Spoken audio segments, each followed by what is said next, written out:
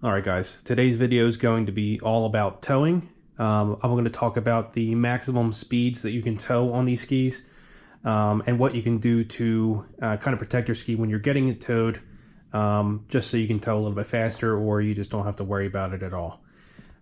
So for those of you that are aware,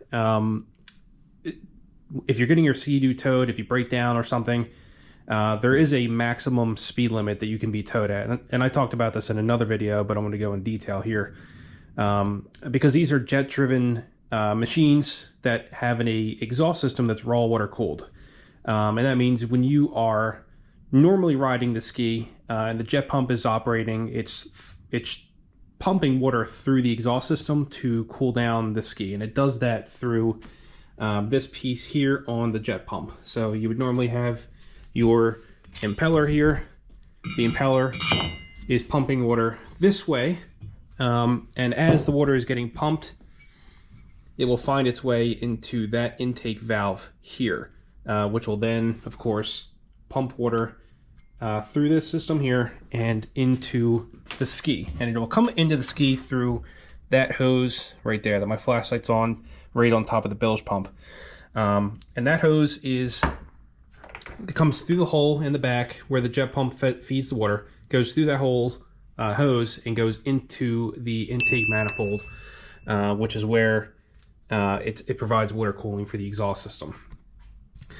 The reason you cannot be towed over a certain speed, and I believe for most skis it's around 5 to 10 miles an hour, is because there's no exhaust back pressure running on the engine to prevent all of that water that's being forced in to keep it out. So when your ski is being towed, there's obviously still going to be water that's passing through your jet pump, which means it's still going to be passing water through here.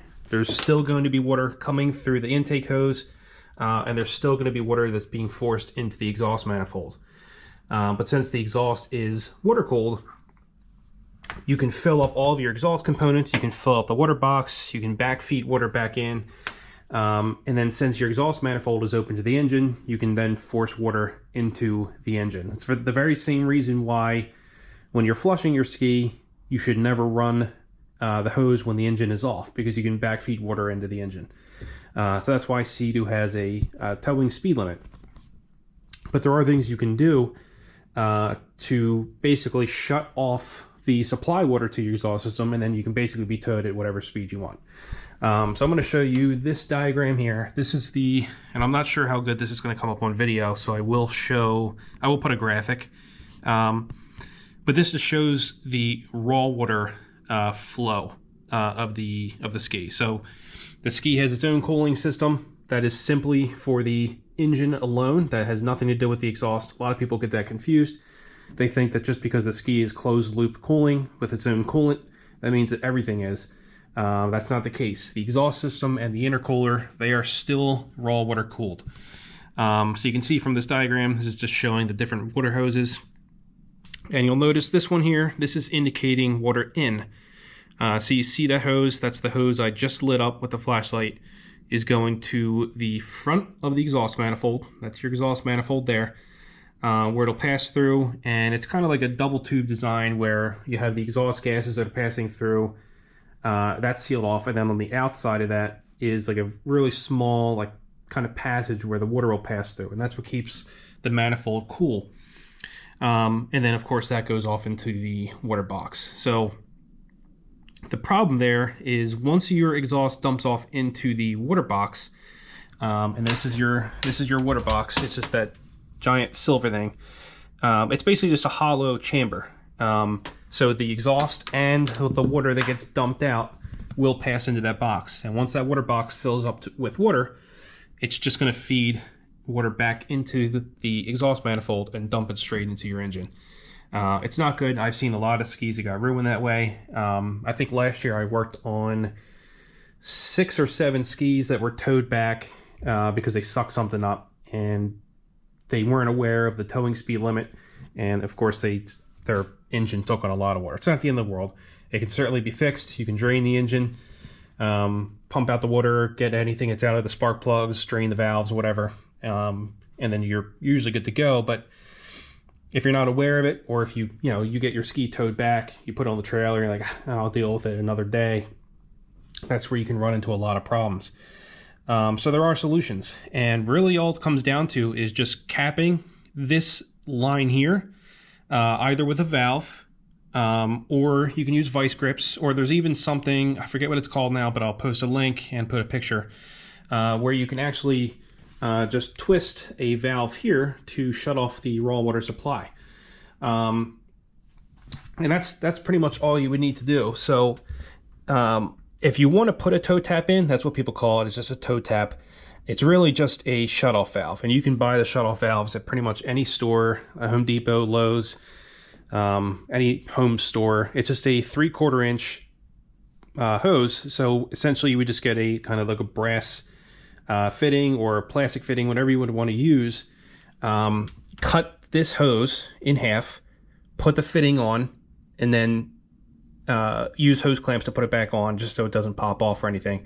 So if you ever need to get towed, you would just kind of reach in and shut that valve. The problem is a lot of these newer skis have, you have your rear access engine cover here, and there's no way you're going to reach down and grab that hose in a emergency. It's just, you can't access it. It's very hard to get to. But if you remember here, this shows that the water is coming into the front of the intake manifold. The front of the intake manifold we can get to. That's right up here. And it's kind of hard to see on camera, but you can just barely see the front of the hose right here. So what a lot of people will do is they'll pop off the hose connection there, and then they'll put on a small extension hose, just like the one here. And then they'll put the shutoff valve on this instead. So essentially we would just extend the hose, bring it up slightly so we can have a shutoff valve, and then put this back into the exhaust manifold. That way there's an easy way to get to a shutoff valve in this region. The other thing you could do is carry vice clamp with you. So if you're out in the water, this was probably the right size, you would just kind of pinch that hose shut, restricts the water flow, and now you can basically get towed at any speed you want. But I think the easiest for most people would be to, it's kind of pricey unfortunately, would be to get that shutoff valve, because then you don't have to, there's no cutting or splicing anything in here. You can actually change this without taking the pump off of the ski. You can do it within the ski, which makes it very easy. And I'll post a link for it as well. I forget who sells it, but it was kind of very handy. So if you are in a situation where you need to get towed, all you need to do is kind of just reach over the back deck here, reach in, you twist that valve, and now you can get towed at any speed you want. It's absolutely not necessary to have any of these things. You don't need a toe tap, you don't need the shutoff valve. As long as you're getting towed at slow speeds, you'll be perfectly fine. It's just, this is more for people that are looking for, if you're fishing 10-15 miles offshore, or if you tend to go farther distances and you have friends with you that you can rely on to tow you back if you need to, you know that getting towed at 5 to 10 miles an hour takes a significantly longer amount of time than if you could just get towed back at full speed. Or worst case scenario, you're getting towed by SeaDoo or Boat US or whatever, or someone else's boat. They're not just going to tow you at 5 miles an hour just because you don't want to flood your engine. They're trying to get you back to where you need to be. So this will take care of a lot of that headache. The other thing that I thought was pretty crafty, I've seen someone do before, was to get a surface mount shutoff valve, and they put it either here or they put it onto the engine access cover.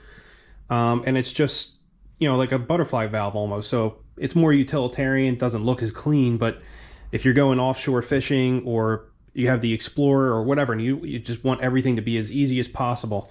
I've seen people cut that hose basically. They use an extension just like this. So they'll extend the hose to come up upwards just like this.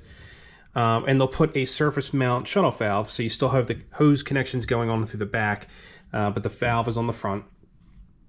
And then that way, if there's ever an emergency, all they need to do is shut the water supply off, and they can get towed at any speed. The universal thing, or the warning I want to give though, is if you have any of these systems, if you have the tap that goes into the jet pump, if you have the surface mount, if you have the vice grips or whatever, is you have to make sure that you release it or you allow water flow when the ski is good to go again. Because I worked on the ski not this past year, the year before, where someone did have a toe tap. They had a valve and it was right in the back, so it was right down here, just like I pointed to earlier, because that's the easiest spot to install it. They were getting towed, so they had it shut off. Brought it back. I worked on it for them. They had it for about a week, but they forgot to turn the valve back on. So when they had to go riding, they went riding for a few seconds, and then of course they got the high exhaust temperature warning. Wasn't the end of the world. They burned up a few couplers and stuff like that, but it wasn't too terrible. So I personally do not run a toe tap. It's easy enough for me. The area where I ride is generally pretty close, so if I have to get towed, we're cognizant of the speed limit, 5 to 10 miles an hour.